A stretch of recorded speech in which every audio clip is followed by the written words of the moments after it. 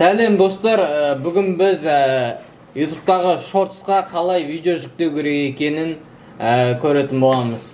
Шортсқа видео жүктеу үшін ең бірінші творческий студияға кіреміз. Творческий студияға кіргеннен кейін мына жерде создать деген кнопканы басамыз. Сосын өзіміздің файлды таңдап аламыз, қандай шортс салатынымызды. Шортс міндетті түрде вертикальный кадрда размері вертикальный болу керек. Файлды таңдаймыз.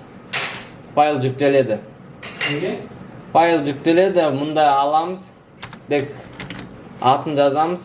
Бұл жерде мен бұл видеоны салғам, сондықтан өшіріп тастау үшін любой атты жаза берем. И атты жазғаннан кейін ең маңызды момент мынандай решетканың знагын қоямыз да, мына жерде shorts деген тегті таңдаймыз. Болды, одан кейін бұл видеоны салғаннан кейін шортсқа салынады. Так, сохранить. Открытый доступ. Видео загрузится етілсін. Сосын шортста қалай тұратынын көрсетем. Мой каналды басамыз. Видеоны басамыз. Неки. Видео шортста тұр. Яғни ішіне кірсек, вертикальный размерде Как ты здороваешься на английском? Достар, каналға жазылыңыздар, лайк басыңыздар, контент көп болады.